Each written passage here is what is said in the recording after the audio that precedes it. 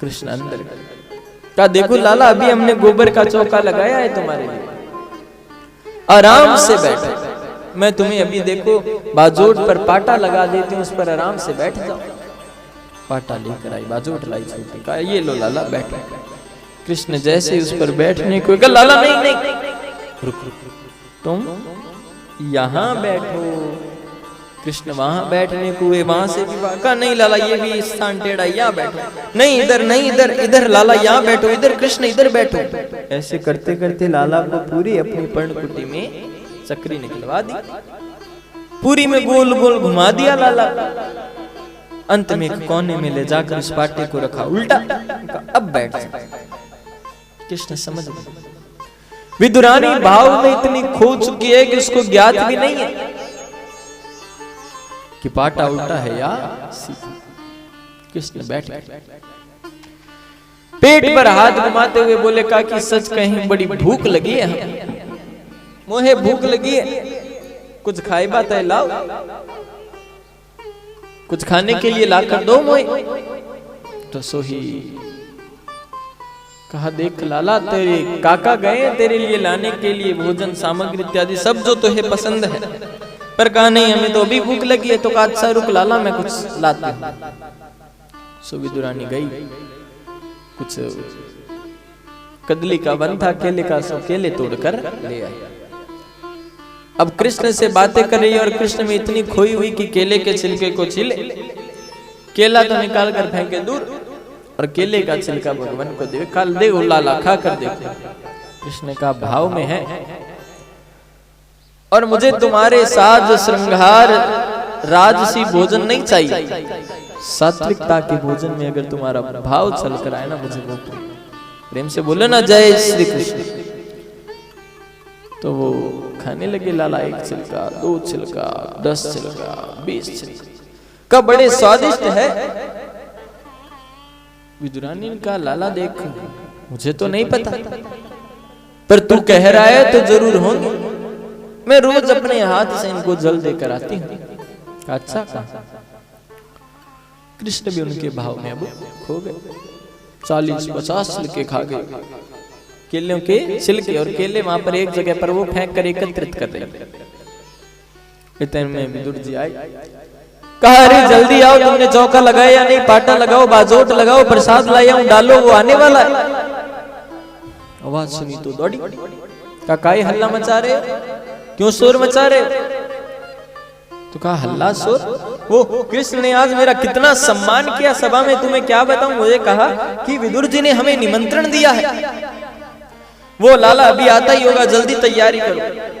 कहा हल्ला मत बचाओ, आने वाले अंदर आकर बैठ। अच्छा कहा, तो जल्दी चलो चलो। अंदर गई पधारी, और अंदर आते कहा अच्छा लाला तुम आ गए। अब लाला के हाथ में देखा, सोई लाला के हाथ में छिलका, एक मुख में खा रहे और एक हाथ में लिया हुआ है छिलका, एक से खा रहे। कहा लाला ये क्या खा रहे? और देखा तो पास में केले तो इकट्ठे हुए और केले के छिलके विदुरानी देवी और कृष्ण खावे। कहा देवी तुमने आज क्या किया, आज पहली बार इस गरीब की कुटिया पर भगवान आए और तुमने उसे छिलका खिला दिया। अब विदुरानी को जैसे ही डांट लगी को भांग का वो भाव जो था वो टूटा। का छिलका किसने खिलाया? मैं तो केला हाथ में देखो तो छिलका। कल लाला मैं तो ही इतनी देर से छिलका खिला रही थी और तुम खा रहे थे। कहा खा रहे थे मतलब छिलका?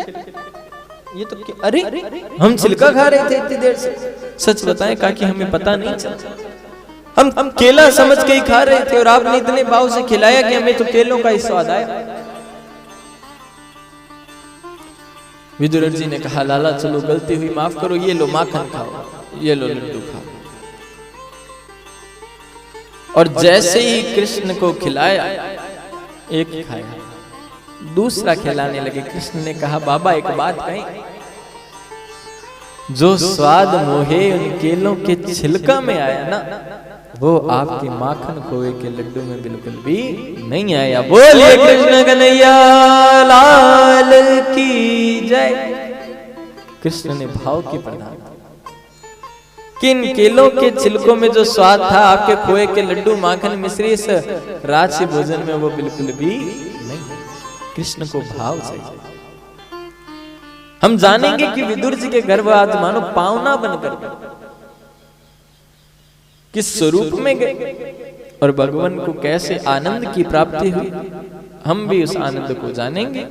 फिर पुनः आज की सुंदर कथा की ओर आगे बढ़ेंगे। प्रेम से कहिए ना, जय श्री कृष्णा। कृष्ण ने यहां यह बात कहते हुए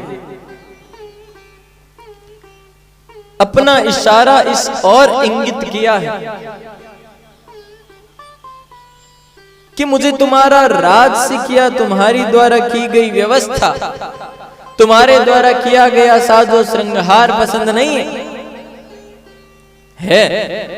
कब? जब उसके पीछे तुम्हारा भाव। बिना भाव मुझे कुछ भी देवे मैं कभी लेता नहीं, और भाव से एक पुष्प भी दे दे तो मुझे स्वीकार है।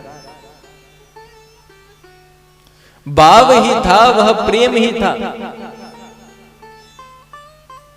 प्रेम के बस अर्जुन रथ हाँ क्यों भूल गए ठकुराई। जो कृष्ण संपूर्ण वैभव से परिपूर्ण, वैभवशाली, ऐश्वर्यशाली, यशवान, मनवान, ज्ञानवान, विद्वतवान, सब समस्त प्रकार के भक्त जिन्होंने धारण कर रखे, उन कृष्ण को सारथी बनने की आवश्यकता था नहीं। पर जब अर्जुन का प्रेम था, अर्जुन के जीवन में अज्ञान आया, तो उससे निकालने के लिए मेरे भगवान सारथी भी बन गए। कहने का भाव कि जब तुम्हारे जीवन में तुम्हारा भाव श्रेष्ठ होगा, तुम्हारी लगन परमात्मा के लिए होगी, तो मेरा कृष्ण तुम्हारे लिए सारथी बनकर भी सृष्टि में चला आएगा। बोलिए कृष्ण कन्हैया लाल की। बस वो भाव होना, वह एकाग्रता, मन की तन्मयता। हम जब नोट गिनते हैं ना तो नींद उड़ जाती है, आपने देखा ना, आती हुई नींद भी उड़ जाती है। और भगवान का नाम लेने बैठे, कीर्तन करने बैठे तो अच्छे खासे मूड में भी नींद आ जाती है। क्यों आ जाती है? क्योंकि उस समय हमारे द्वारा किए गए बुरे कर्म बाधा के रूप में निद्रा ले बन करके हमारे जीवन में चले आते हैं। वो कथा सुनने नहीं देंगे, आपको नींद आएगी, आपको अपने काम याद आएंगे, ये बाकी है, वो बाकी है। कथा में बैठ तो गए पर घर पड़ा है मन में, कथा में बैठ तो गए पर मन में चर्चाएं चल रही है दुकान की। अक्सर मैं बतलाता हूं कि व्यक्ति अपने जीवन में अपनी दुकान संभाल लेता है, पर अपने दो कान नहीं संभालता। दुकान की चिंता है पर दो कान की चिंता नहीं। जब तक हरि से वह मन में लीला एकाग्रता नहीं जुड़ेगी, आपको चिंता ही लगेगी। क्योंकि जिसके जीवन से चिंता चली गई वो तो फिर शहंशाह है।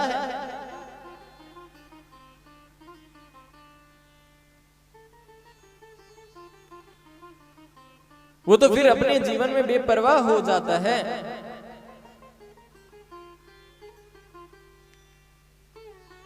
चिंता गई चाहन से, मनवा बेपरवाह, और जिसको कुछ नहीं चाहिए ताही शहंशाह।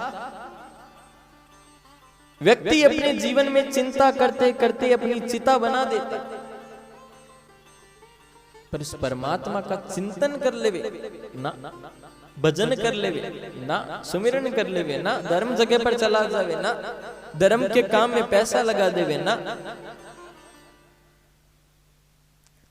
वह अपने में, अपने आप में और अपनों में अक्सर जीवन व्यतीत कर देता है।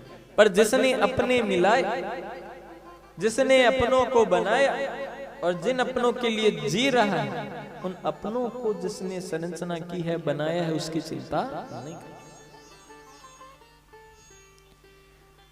भगवान को हम खरीदने की बात करते हैं कि भगवान हमारा अच्छा सा काम करा दो, सोई आपके सवा मनी बोल देंगे। भगवान हमारा ये काम जल्द से जल्द हो जाए, हम आपके वहां पैदल आएंगे। क्यों भाई?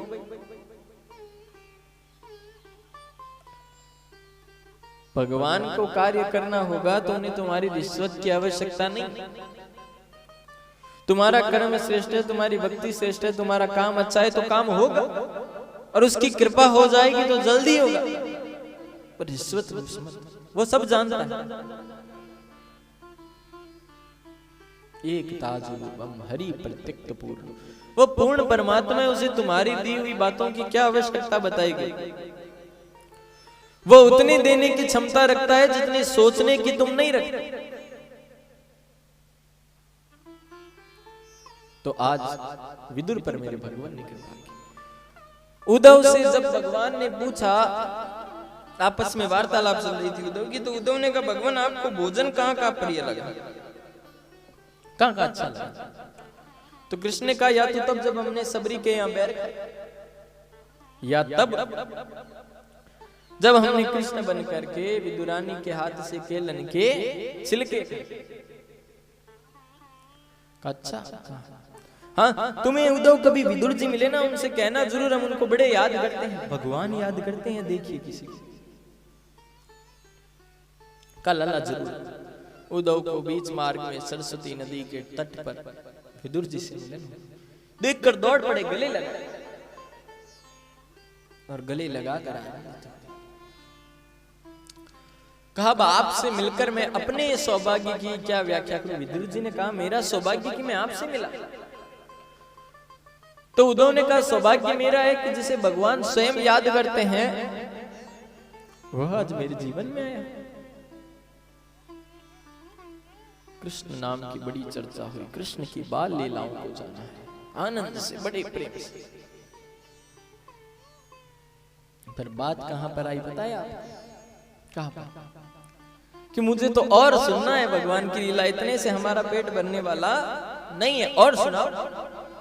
कृष्ण लीला या पिबती प्रसम एव एव मुहरा मुहरा, कृष्ण की लीला को जितना पिलाओ पिलाओ पिलाते जाओ, और जिसकी धुन लग जाए कृष्ण से मिलन की, चाहम चिंतनम परमानंदम एवलम कृष्णम, फिर वो परमानंद का आनंद उसे कृष्ण में आने लगता है।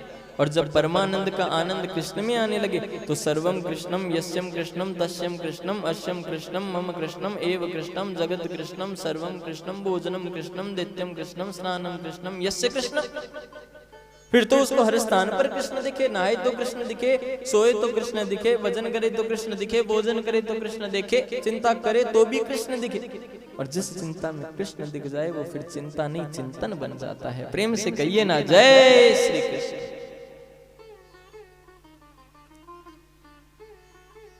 एव मुक्ता मोक्षः चंदनम कृष्ण कथार्थ च, जिसको अपनी मुक्ति का मोह का क्षय करना वो कृष्ण को पकड़ ले तो फिर कोई चिंता बची कहां। आज वही बात हुई विदुर जी, चिंता को बदल दिया चिंतन, बस कृष्ण कृष्ण। और समय ऐसा आया कि उद्धव ने कहा कि आप जाइए हरिद्वार में मैत्रेय मुनि के पास, वो कृष्ण की लीला आपको और बतलाएंगे। कहा अच्छा ठीक है, हरिद्वार।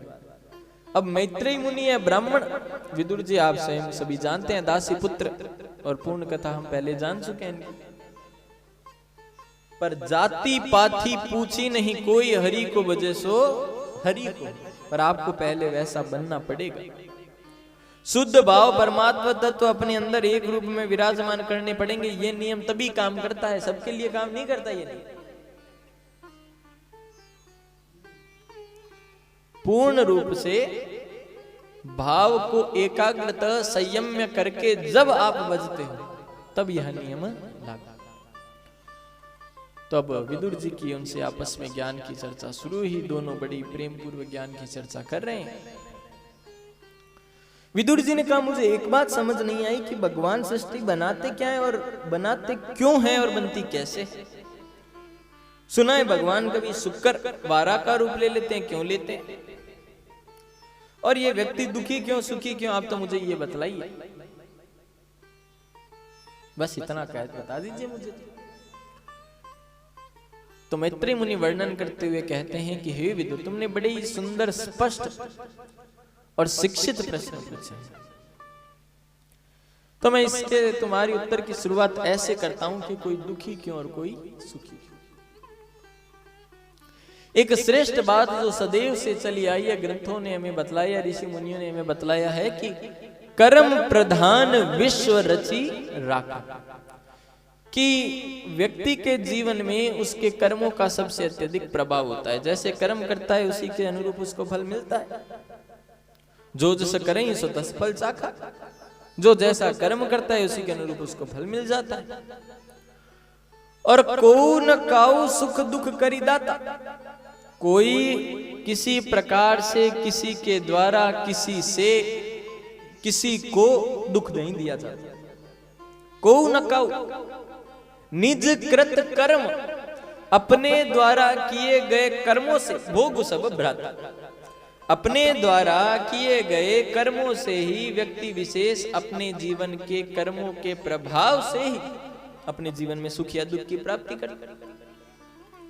और दूसरी बात है विदुर, कर्मणा एव रूपानम सुखम दुखम भय एव, कि सुख और दुख ये केवल सोच मात्र है। विदुर जी ने कहा सोच मात्र का समम एव क्षणम प्राप्तवम, कि जिस क्षण के एक क्षण में व्यक्ति को अपने ऊपर हानि होना ये लगे कि मेरे जीवन में हानि हो रही है, या जो मेरे साथ हो रहा है उसे मैं सहन नहीं कर पा रहा, तो तम दुखम वरम, तो व्यक्ति उसे दुख मान लेता है। ठीक वैसे यस्मात् एव क्षणम यस्य सुखम प्राप्तवान, कहीं एक क्षण में उसको अपने द्वारा किए गए निर्णयों पर खुशी मिलती है, आनंदित होता है, तो उसके लिए सुख बन जाता है। ना ही कर्तार्थ, पर इनमें कर्तार्थ दोनों में ही नहीं है। सुखम दुखम एव रूपम, सुख और दुख एक ही सिक्के के दो पहलू, या कहे तो ये केवल एक सिक्का ही है। व्यक्ति जिस और इसे मोड़कर देखना चाहता है वही पहलू उसके जीवन में आ जाता है। अब यह उस व्यक्ति पर है कि वो सुख को अपना रहा है या दुख को, क्योंकि जो एक सुख व्यक्ति को एसी में आराम से डनलप के गिद्दे पर सोने में मिलता है ना, एक किसान को वही सुख भीषण गर्मी में जून जुलाई के महीने में अपने खेत में भीषण तेज गर्मी में हाथ का तकिया लगाकर गर्मी की तेज सूरज की रोशनी में एक पेड़ की छांव के नीचे सोने में मिल जाता है, और इतनी अच्छी नींद आती है पूछो मत। तो क्या वो सुख नहीं था? सुख था, पर इन दोनों में अंतर था। उसने शरीर को खराब किया और किसान ने अपने शरीर के स्वास्थ्य को और अच्छा कर लिया। सुख दुख कल्पनाओं के मात्र अंतर है और कुछ नहीं है। कर्मणेव जायन्ते जंतु कर्मणेव विलियन्ते सुखम दुखम भयम क्षेमम, के कर्म से ही व्यक्ति जाना जाता है कि वह इंसान है। उसकी पहचान उस कर्म के द्वारा ही होती है। तो हमारा अपना कर्मत्व पूर्ण रूप से कर्म, कभी पीछे। कर्मणेव विलियन्ते सुखम दुखम भयम, तो ये जो कर्म है ना विदुर जी, यही उसके दुख सुख में मुख्य अपनी भूमिका निभाता है। विदुर जी एकाग्र मन से आनंदित होकर सुन रहे हैं। अब उनको कृष्ण के नाम का जब जाप मिल रहा है तो वो आनंद आ रहा है। तो विदुर जी को मैत्री मुनि वर्णन करते हुए कि भगवान के मन में इच्छा हुई हम एक से अनेक हो जाए, तत्वों से एक स्वरूप की रचना की। पृथ्वी जल वायु अग्नि आकाश और पंच इनके महाभूत। पृथ्वी का गंध, जल का रस, वायु का स्पर्श, पृथ्वी का गंध, आकाश का शब्द, अग्नि का तेज। पृथ्वी जल वायु अग्नि आकाश, इन पांचों के पांच तत्व गंध रस स्पर्श तेज शब्द, तो 10। 5 कर्मेंद्रियां और 5 ही ज्ञानेंद्रियां, इनको मिलाया। नाक कान त्वचा चक्षु रसना मुख, इनको जब मिलाकर वाक पाद पाणी उपस्थ इन सबको भगवान ने जब मिलाया तो हो गए 20, 5 कर्मेंद्रिय, 5 ज्ञानेंद्रिय, 5 महाभूत और 5 तत्व, मन बुद्धि चित्त अहम भाव, 24 तत्वों को एक में डाला, जान डाला। या कहीं तो हम ये भी मान सकते हैं कि उनमें 5 प्राण भी डाले, प्राण, अपान, व्यान, समान, उदान। कुछ निर्णय नहीं निकला, कई सालों तक वो पड़े रहे। तो एक स्थान पर विवरण आता है कि भगवान ने उसके अंदर काल तत्व के रूप में, उसमें जब भगवान ने काल डाला, मृत्यु डाली, सो ही एक विशाल रूप नियोजन, और वह विशाल स्वरूप बन गया विराट भगवान। बोलिए विराट भगवान की जय। विराट भगवान बन, अनेकानेक मुख, अनेकानेक हाथ, समस्त पुरुषत्व, समस्त अस्तित्व उनमें से ही निकलते प्रतीत हो रहे और वापस उन्हीं में आकर मिलते प्रतीत हो रहे। यह वही झांकी थी जो भगवान ने अर्जुन को दिखलाई थी कुरुक्षेत्र के मैदान।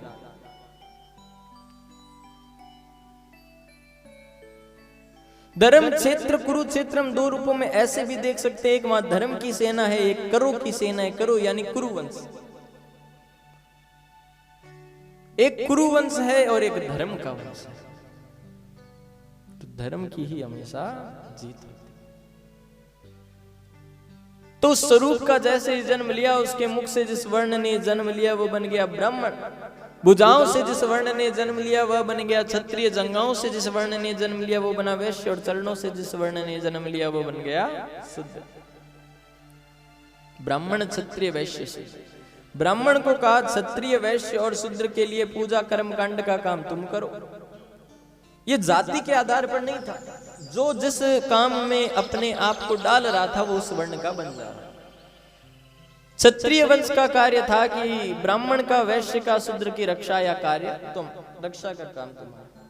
वैश्य को कहा इनके उपार्जन, धन इत्यादि समस्त वस्तुओं का कार्य तुम्हारा, ब्राह्मण, क्षत्रिय और शूद्र के। और शूद्र को कहा ब्राह्मण, वैश्य और क्षत्रिय की सेवा का काम हम तुम्हें सौंपते। नभचर, जलचर, निशाचर, इंद्र, अश्वनी कुमार, समस्त पाप कर्म ये अपनी असुर, राक्षस, इंद्र, खेचर, पहाड़, पर्वत, बादल सब उसी से। कटी प्रदेश के ऊपर बन गए 7 लोक और नीचे बन गए 7 लोक। ऊपर बन गए भूव लोक, स्वर्ग लोक, महलोक, तम लोक, जन लोक, ब्रह्म लोक, सत्य लोक, और नीचे अतल, वितल, सुतल, तलातल, महातल, रसातल और पाताल, भूतल से नीचे। 7 लोक ऊपर, 7 लोक नीचे। नको से उपार्जनम वर्ती खेचरम एव जन्मम। खेचरों का जन्म हुआ घोड़े, ऊंट, घोड़ा, गधा, मुख्यतः खेचर बतलाए गए। रू से वर्णन आता है, कहीं कहीं वृक्षों ने जन्म लिया। रक्तवृत्ति एव कारणात एव नदियां, वह सब नदियां बन गई। कर्णम एव प्रथम देवनम यस्य यक्षा प्रजालनम, प्रजापति प्रजापतियों की हुई, यक्षों की हुई, इनका भी जन्म हुआ। तो इन सभी के जन्म के साथ सृष्टि की संरचना तो शुरू हो गई। पहले 4 पुत्र हुए भगवान ब्रह्म के, सनत कुमार का सृष्टि करो, काम नहीं करेंगे। तो यहां से रोता हुआ लोहितांग बालक रुद्र जन्म ले लिया। उन्होंने कह दिया हम भजन करेंगे, हमें सृष्टि नहीं करनी। सनक, सनंदन, सनातन और सनत कुमार।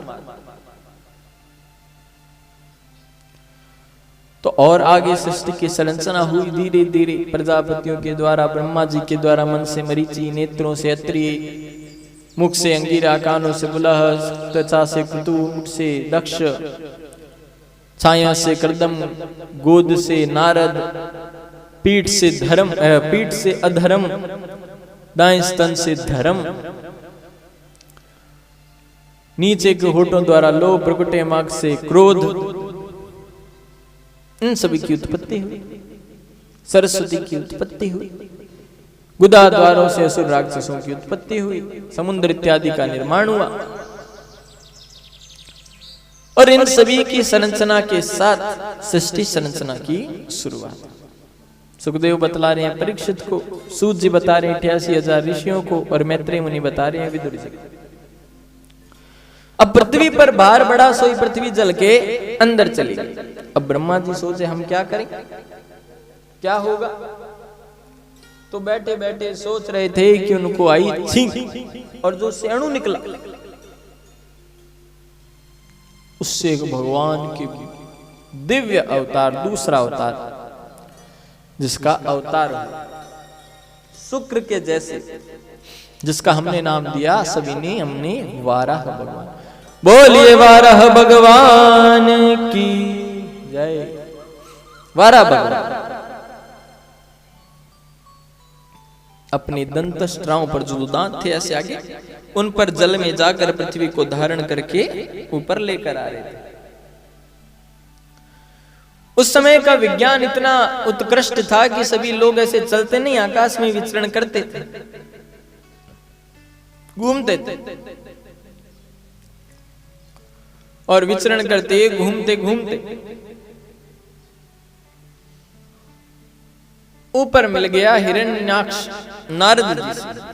हिरण्याक्ष हिरण्यकश्यप, ये कौन है? सनत कुमार, जिनको आपको मैंने विवरण बताया, वो चारों गए बैकुंठ धाम। बैकुंठ के 8 द्वार है, यम नियम प्राणायाम प्रत्याहार ध्यान धारणा समाधि आसन में पार करते हुए पहुंचे। जय विजय से कहा हमें हमारे पिता विष्णु से मिलना है। उन्होंने कहा नहीं, अभी वो आराम कर रहे हैं, अभी नहीं मिल सकते। कहा मैं मना कर रहे हो, तुम कौन होते हो हमें मना करने वाले, हमारे पिता हम मिलेंगे। तो उन्होंने कहा हम ऐसे मना थोड़ी करते, हमें अंदर से आदेश आया, सो हमने आपको कह दिया कि नहीं। धन्यवाद साधना चैनल और ईश्वर चैनल को मैं देना चाहूंगा, जो कि मुझे आज इनके सामने बोलने का मुझे जनता के सामने मेरे शब्द रखने का जो इन्होंने मुझे एक मौका दिया। सर्वप्रथम मैं इनको धन्यवाद देना चाहता हूँ। और मैंने मेरी डिग्री, संपूर्ण शिक्षा जो है मैंने विदेश में ग्रहण की है। अभी मैं इस हॉस्पिटल में कार्यरत हूँ, एक MBBS हूँ और जनरल मेडिसिन के विभाग को भी संभाल रहा हूँ। और मेरा अभी PBM में भी शुरू कर रहा हूँ मैं देखने के लिए। अभी 10 तारीख के बाद में वहां पे भी स्टार्ट हो चुका हूँ देखना, मैंने शुरू कर दिया है। और अपना जो हॉस्पिटल है, अपने 2016 में 16 जनवरी को इसको शुरुआत किया था। उस टाइम अपने इसकी नींव रखी थी, ठीक है। मेरे पिताजी डॉक्टर ललित जी सिंगारिया ने इसकी नींव रखी थी। और आज हम इधर इस नई बिल्डिंग में 2021 जनवरी 16 तारीख को अपने यहाँ पे नई बिल्डिंग में नवनिर्मित स्थान था, वहां पे अपने शिफ्ट हो गए। और हमारा एक ही उद्देश्य है कि भाई नर सेवा नारायण सेवा को हम मानकर आगे कार्य कर रहे हैं। यही हमारा एक संपूर्ण लक्ष्य है। हम चाहते हैं कि भाई जनता, जिस जनता तक इलाज नहीं पहुंच पाता है, हम वहां तक उनको पहुंचकर हमारे जो माध्यम से हमें जो ज्ञान है, जो भी हमारे अंदर जो एक भगवान ने हमें कुछ किसी लायक बनाया, तो हम वहां पर उनको पहुंचकर हमारी सेवा दी जाए। यही हमारा लक्ष्य है कि भाई एक अंतिम पंक्ति में खड़ा हुआ इंसान तक भी हमारी सेवा पहुंच पाए। ये हमारा एक बहुत ही लक्ष्य है। और एक बात बता दूं कि भाई अपने इस हॉस्पिटल में हम किसी भी प्रकार की, अगर कोई फीस, पर्ची की फीस नहीं देता है डॉक्टर को दिखाने की, तो वो आदमी इस चीज के लिए बाधित नहीं है कि उसको फीस देनी पड़ेगी। या आप सब जगह घूम लोगे, सब फीस के बिना देखते नहीं है ना। कहीं भी जाओगे प्राइवेट सेक्टर में तो फीस तो देनी पड़ेगी, लेकिन एक अपने हॉस्पिटल में अपने कोई फीस के लिए किसी के लिए बाधित नहीं किया जाता है। अगर आप आदमी आता है दिखाने तो वो फीस नहीं देता है तो उसको बाधित नहीं, हम उसका इलाज करते हैं। और हम जांचों के अंदर भी एक भारी छूट देते हैं, मेडिसिन के अंदर भी छूट है, भर्ती होता है उसके अंदर भी छूट है। बाहर आप पता करोगे, बाहर जाकर जो कैंसर के बड़े बड़े ऑपरेशन होते हैं, वो ऑपरेशन आप पता करोगे 1.5 लाख में होते हैं, 1 लाख में होते हैं। मेरा मानना है कि जो कैंसर का रोगी होता है, जो पीड़ित होता है ना कैंसर रोग से, तो वो उस खर्चे को वहन नहीं कर पाता है, क्योंकि आगे वो उस रोग से मारा जाता है, उसकी मौत तो उस रोग से हो जाती है वैसे ही।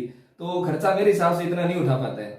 तो अपने क्या है कि भाई उसको ऑपरेशन अपने बाहर के रेटों से बहुत ही अच्छे तरीके से अपने ऑपरेशन करते हैं, वैसा का वैसा ऑपरेशन अपने करते हैं और बहुत ही सस्ती दरों पर अपने इलाज करते हैं।